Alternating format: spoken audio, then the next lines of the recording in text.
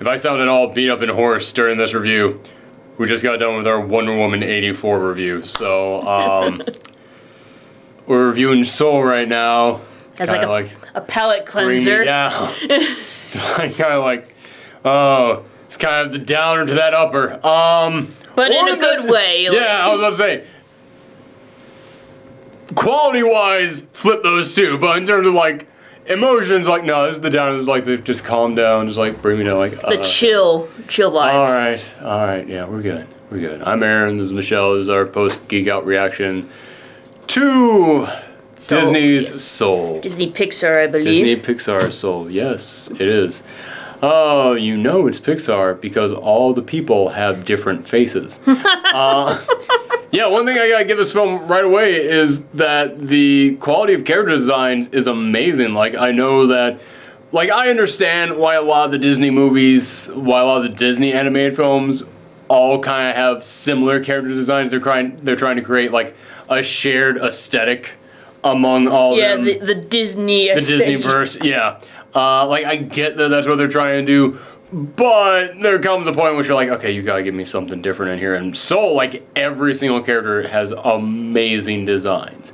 Like, every single character's feature is, like, just exaggerated enough, or is, like, at just stretched just enough, or, like, at just enough of an angle to make them incredibly memorable and make them still, like, follow that silhouette rule that you've told me about before. Yes. But still make them look very human at the same time. So this movie is all about Jamie Foxx's character. Do you remember his character's name? It's Joe something. Yeah, it was Joe something, right? But like, he's a middle school musician, music teacher. Yes. And his dream is to become like a professional jazz musician. Yep, that has been his dream his entire life. And now, you know, you can tell he's like middle-aged, he's been working at this job. Yeah, it's like he's been trying to get his dream realized for so many years, but he's got to make money, he's got to pay the bills. And this thing starts off with the school coming to him and telling him, hey, congratulations, you've just been approved to now become a full-time teacher, so now you're going to be working here all the time. And he's looking at this like, he's not looking at like job security, he's looking at it like, oh, this means the death of my dream. This means the death thing that I want. But he finds out that an old student of his is now working with this famous musician, and they're coming through town. They need a piano player. So he comes in, he auditions, he gets the gig, he's so excited about it, and then he falls down an open manhole, and he dies. And he wakes up as a little soul in the afterlife. No, it's the great before. That's still the afterlife. Yeah, he wakes up, he's dead. But we do have to point out this whole idea of the great before. It's a great idea. I love this because when he wakes up, and I'm going to describe this to you, but it's still not going to be a spoiler because nothing short of actually seeing this can really paint for you what this is, because it is an amazing image. But he's on essentially like this escalator that's just going up towards this big white void. And he's trying to escape it, and there's all these other souls just going past him up there into the big white void, and he ends up falling and breaking through the boundary of this escalator, and he falls in this other realm, and it's called the Great Before. And it's where souls are created before they go down to Earth and they become people. And I really like this idea because it's very imaginative, but it's also very safe, which I know that I say it's imaginative like they created it, but there are like certain religions out there that have this idea of like a world where souls come from before they come down here. But I did like this idea of what they did because they found a very interesting way of coming in here and just going like, we're not going to say what religion is correct, because when you go into the big white void, that's where all those questions get answered. That's where all that stuff gets answered. This is all that other stuff that we never really talk about. Like Joe's soul is like, is this heaven? Or is this HE double hockey sticks? And which, man, I'm not gonna spoil the gag on that, but that's a great gag that follows that up. And I was like, I'm kind of shocked they did that in a Pixar film. Like the people there, the Jerrys. All right. So this is how this works. This is how the Great Before works. Is that there are all these little like baby souls roaming around. But the baby souls, they need like a caretaker, someone to kind of like show them like, okay, you go over here, you do that, and they're called the Jerrys. And the Jerrys are some of the most creative designs I have ever seen. Like, they are literally, like, just a one line in, like, a... But, like, looping around to form, like, a body, but then, like, the line can, like, like, twist around to be whatever they need it to be. But, like, I don't mean, like, they transform and mix up, although they can do that. But I mean, like, if someone has their arm out here, and then they, like, move the arm like this, rather than showing the line, like, bending and overlapping itself, the arm, like, indents into the body. So now, instead of the line going out and around like that, the line now goes out and then inside like that. And, like, that is... Whoa! Like, if you, like, enjoy just, like, small, subtle bits of animation, holy cow! I was blown away by the Jerrys. And the one Terry. Yeah, like, there are these different, and they never, like, again, they did a great job of coming in here and being like, we are not going to rustle anybody's feathers on this one, because we're not going to explain what any of this stuff is. But it's not, when I say they don't explain anything, I don't mean like well, how is this and what is that? Like, they explain enough. They explain enough that you get all your answers. But they never come in here and go, are the Jerrys angels? We're not gonna, no mentions of that or something. Like, they keep it, like, abstract enough where you can, like, connect the dots by yourself. That's a very good word for it, yes. Yes. That is exactly it. Yes, like, the Great Beyond is, like, nothing but abstract, really, and... But yeah, so what happens is that, because he lands in there, they think he is someone else, and they think he's somebody who is signed up to be a mentor, and the mentors grab these souls, they're about to go down to the earth, and they're supposed to give them... their spark. That's the word, yes, that was it. And essentially, like, all these little, like, baby souls, they've got, like, little badges, and the badges fill up with, like, different slots in there. Yeah, like their personalities and everything. You're self-centered, and you're also neurotic, like, stuff like that. And it's like, you're passionate, driven, and also self-centered. Like, things like all these little things in there. I think I used self-centered twice. I don't know why I said that multiple times. Enjoy that, psychiatrist. But that was, like, actually a good gag in the... That was a really good gag. There's so many good gags. I'm like, don't say it, don't spoil it, don't let everybody out there hear it. But it's like, man, there are a lot of good gags in this thing. But there's that, like, last final spark in there. And it feels like that is the thing you're supposed to, like, fill in with, like, motivation or, like, I think they describe it as, like, your life goal. Yeah, like, your purpose in life. That's what it is, yes. So, like, Joe decides to, like, fake being a mentor, and, like, once the soul he is working with gets their spark, he, like... Then the badge gets filled in, and that's what allows you to pass down into Earth. So he's going to grab that filled out badge and use that to get back into his body. And the person they assign him she was called number 22, correct? Yes. Yeah, and she's been there for thousands of years, had many, many, many mentors. She's that classic problem child that no one can reach. Yeah, she does not want to live because she thinks life is kind of pointless and miserable on Earth, so... Yeah. She is, like I said, everybody gets these combinations that make up their personalities. She had that exact combination that made her like, I don't care about any of this stuff. Like, you can tell they created her and they were like, let's never do this again, because this is a problem. Do you think she was called Soul 22 as, like, a reference to, like, Catch 22 or something? Oh, maybe. Oh, yeah, because I really like that book, and it's like, oh yeah, maybe I could see that. So he decides to start helping her with this, but from there, and now we start getting into, like, little bits of spoiler stuff. So we're going to be a little bit vague on this, because this is one of, like, Disney, Pixar, they are both pretty good about doing this in their films, and with their animated films, in which they come in here and they go, oh, you thought the film was going to be about that? Guess what, we're going to change everything now. Like half an hour into the thing, it is not that thing that you thought it was going to be. Yeah, it's like, I remember, like, a lot of people were, like, originally, like, upset. I was just going to bring this up. With Soul, because there's been quite a few Disney movies that involve, like, people of color. Suddenly, not even Disney, but especially Disney, yeah. People of color suddenly transforming into something that's not a person of color. And a lot of people were upset. Emperor's New Groove, The Princess and the Frog, Brother Bear, did they do that one? Yeah.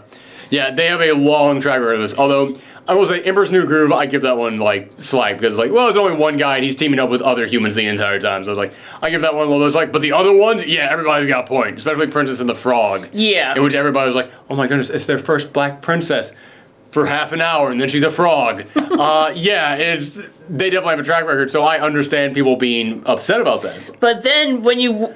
But it's that's like, not that. No, that's like in the, like, what, first 15 He's minutes? maybe a little tiny blue soul for like 15 minutes total out of this entire hour and a half long runtime.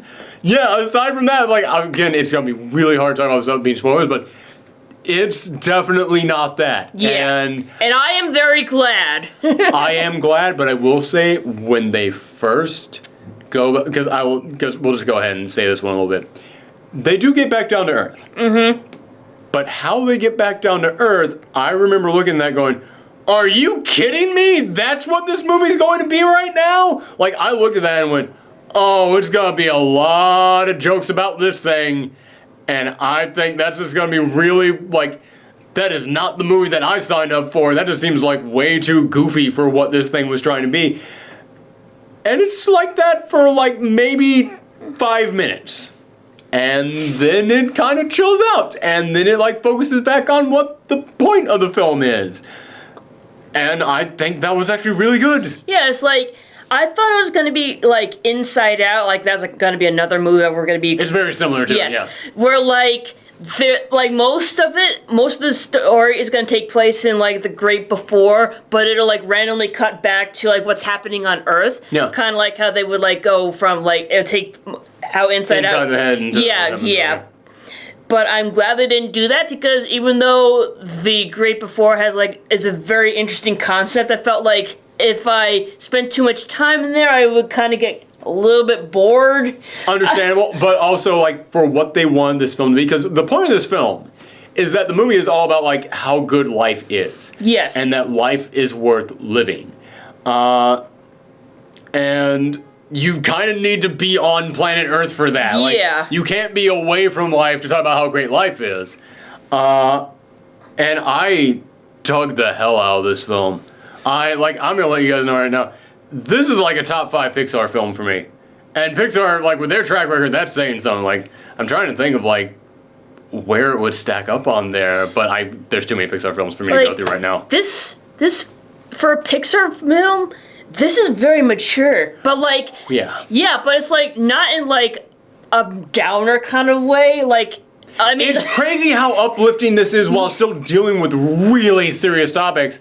And I've heard a lot of people say, is this film even okay for kids? I absolutely think it's okay for kids. I totally think it's okay for kids. Oh, yeah. It's very mature, but, I mean, kids can handle way more mature stuff. Yeah, I mean, like, you're often used to Pixar doing, like, wacky, silly, fun movies, but, like, Soul is, like, very mature, but, like, in a calm, happy, like, surreal kind of way. You know how a lot of animated films are made for kids, but they're entertaining for adults as well? Yeah, this film is made for adults, but it's entertaining for kids. Yes. Because this is not the film for kids to go out there and go like, oh yeah, I get it, now I understand. This is for the people in their 40s to go like, man, I've been wasting my life with all this stuff.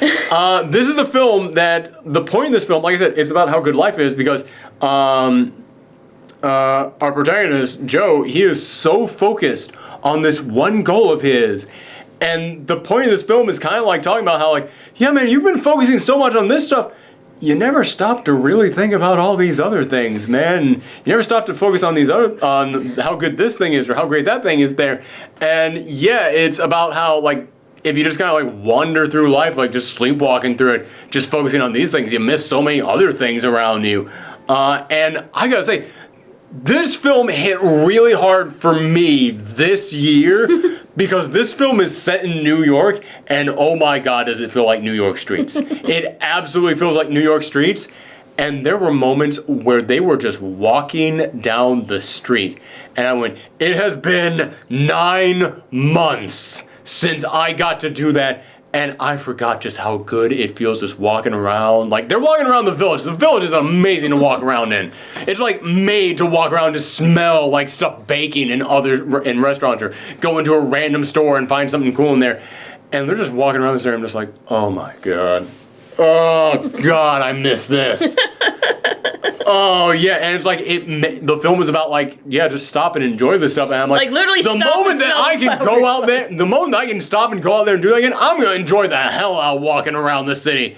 Like I don't care how bad it smells in the summer. I don't give a crap. I don't care if people are rude or anything. Like, man, this is a film that we needed this year, but also it's a film that like, okay, maybe we didn't need it this year, but we needed it like the moment that they came in, they come in here and go, hey guys, everybody's now got the vaccine and in 1 week we'll all be able to go out there again. That's when this film needs to come out, because it's that film that's gonna make you go, I can't wait to go outside and just look up at a fucking tree and not be afraid of dying from it. I just described the plot of The Happening. I'm sorry that I cursed too, and even though our Wonder Woman review, I just said, don't worry, I'm not gonna curse during the Soul review. Well, I did for a positive reason. Like I said, this film's made for adults. Yeah, this is one of those films that it is going to hit you hard, and I can't imagine it not hitting someone hard. It hit me hard because of, like, it's set in New York, and it's been set in a year where we haven't been allowed to go outside and enjoy the city. But it's not just like New York, it's so many other things they just talking about, like there's this running gag where they're talking about like this girl they used to be interested in, and it's like, no, this is not, and you never see her, but you get like one brief little like moment of him thinking about her, and in that moment, it writes an entire story there. It writes like, yeah, you can tell they had something special, but then something happened, and you can tell it was probably his fault because probably he was too focused on these other things and didn't stop to like realize how amazing what they had was. And like, it's incredible how like just a little moment like that is able to make you like just imagine everything that goes into that. And yeah, that's what this entire film is. It is about like, hey man, life is worth living. And that doesn't mean go out there and chase your dream no matter what. Sometimes it means just go get a slice of pizza and just enjoy that thing. Yeah, I mean, like, there was a moment where, like, 22 is like, so, like, what's the point? Like, if I don't have a purpose, then, like, why should I bother being alive and everything? And, like, that's the whole point. It's like, you don't need a purpose. You don't need a purpose. You just, like, it's okay to just go out there and just enjoy it. You don't need to have, like, a life goal or anything. It's like, just... It kind of reminded me of Monsters University, which I mentioned, like, that film, you know, it's not like... That film is not, like, as deep as this film is. But the thing that I really had to give that film was that the lesson of that movie is sometimes your dream is not going to come true. Sometimes that thing that you always want is not going to happen. But you know something? That's okay. Because you can still find another thing out there that you enjoy. You can still go out there and you can, you know, help other people in that area that you want to be a part of. You can still be involved in that thing that you love, even if you're not doing the thing that you always wanted to do. And that's a great thing to do. And I'm like, that is an amazing message to put into your film. This film is like that, but even bigger. Like, yeah, it's even like to a wider extent. Yeah, it's like, even if you don't have a dream, your life is still valid. Like, yeah, absolutely. That is a big part. Like, this film is going to save someone's life. Like, I am not saying that as an exaggeration either. Like, you can feel someone out there is going to watch this movie at the exact right time that they need to see this movie. Because, like, there's, like, one point, like, try not to, like, get into too many spoilers. I know what you're going to say, and I've been trying to think how not to spoil that. But, like, there is one point where, like, 22 is, like, having, like, a panic attack. Yes. And it's like, you know, Joe comes in, is like, it's okay. You don't need to be like this or anything. It's a great moment, and it's like, it is really trying to capture. I've seen a couple of, it kind of does remind me of Inside Out, because there is a moment in which they're trying to, like, capture, like, a panic attack in there, I think. But not, like, to this extent, like, more like depression. Depression is what they're doing, yeah, sorry. Yeah, that's like almost like the opposite in a way. Right, they're trying to capture depression in that one. This one they're trying to do, like, anxiety, almost. Yeah, it's like, which a lot of times do go hand in hand. But. Yeah, but it's like, I do feel like there's a lot of, like, even though there's, like, an abstract world in both Soul and Inside Out, like, the way it kind of handles life is very different. Yes. because like in Soul, it's like you get your personality before you become a human, but like in Inside Out, it's like you become a human and then you develop your personality as you live your life. Yes. So it's almost like a nature versus nurture kind of situation. That's a very interesting way of putting it. Oh, I like that. That's very good.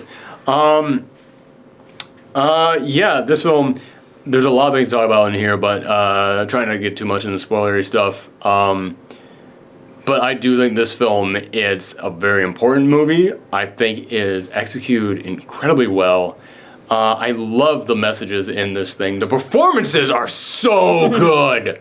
Like, I knew Jamie Foxx was in here. I had no idea that Tina Fey was doing 22. I had no clue. She does that character so well. Like, that does not feel like Tina Fey in any way. It's great. Which, by the way, I love that we're comparing this to Inside Out, and that film starred Amy Poehler, and Amy Poehler and Tina Fey are like joined at the hip. Like those two are inseparable. I was like, hey, maybe there's something here to that. Get those two together in a Pixar film. That's gonna be their best thing they've ever done. I'm trying to think of all the other people in here. Graham Norton is in here as this isn't too much of a spoiler thing in here. This isn't too much of a spoiler, so you don't have to worry. But they meet some interesting people in The Great Before.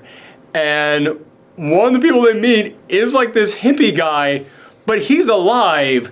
It's just he can go in like a meditative like he's state. a mystic, as they said. So it's like Yeah, and essentially he's that old hippie guy who has done too many things in his time, and now he sees beyond time. That's what he is, and you did that as well as you possibly could in a film that is safe for children. And it's done so well, and he's got some great lines. There was a moment in there when she's talking about, like, we have to wait until the realms until the boundaries between realms are thin, and there's a portal opening here, and they go, well, when is that going to be? Well, the government refers to it as 6:30 p.m. That is such a good line. That is such a good line. I'm sorry for spoiling that line, but it's delivered so well. I'm not spoiling it. It's one of those things that's like, that is a brilliant, like, again, you're capturing that exact character without going for like the easy jokes in there. I love it. Yes, I really appreciate how this movie like goes into like deep and like mature topics without being like dark or upsetting. Yeah, and again, like, I mean, we talk about there's a freaking panic attack scene in here that's done better than almost any panic attack I've seen in a movie, and it's just done with like this sense of like hope there at the end, and it's like it's so incredibly good. And also like all the other little characters in there, like Joe's mom is great. There's a moment in which Joe is talking to the musician, and she's kind of come off as like one thing this entire time, but then there's a moment she comes off as another thing, and she tells, I'm not going to spoil in here, but she tells this little, like, it's not a story, but it's like a antidote about a fish, and I went, oh my god, that is so good. Like, that little thing that they just put in there, I don't know if that's a real antidote, I don't know if they took that from something, or if they just came up for it here, but I went, that is such a good thing to put in here, and it gives the fact that like she's talking about gives her character a lot of depth, and it says so much about like the point of this entire film. Like I said, I love the message of this film. I have to keep coming back to that. Not to really spoil anything, but there's a moment which they go to a barbershop, and the guy who's cutting Joe's hair, he talks about like what he wanted to be other than being a barber. And like you talking about, I was like, oh, I'm not sad that I'm not that. I love being a barber. Being a barber is so good. I get to do all these great things. I get to meet so many amazing people. I was like, again, I love a film that can come in here and like have these messages about like, dude, if your plans don't work out, life is still pretty good. Like, that's what this film is about. And yeah, it's just every single time that they can put it in there without feeling overbearing, without like just beating you over the head with it, they find like the exact right combination to put it in there. I love this film. This thing, screw it, it's a 10 out of 10 for me. It really is. Like, I can't think of, the only thing possibly knocking this down is there's like 5 minutes of awkward, overly goofy humor in there that was making me go, oh, you're not about to become like this, are you? But then, no, they turn around. It's like, I'm really impressed that they were able to turn around. I actually really liked that moment because, like, the animation in that part was... Oh, it's animation's amazing throughout this entire thing. It's great throughout this entire thing. Yeah. What are you gonna give it?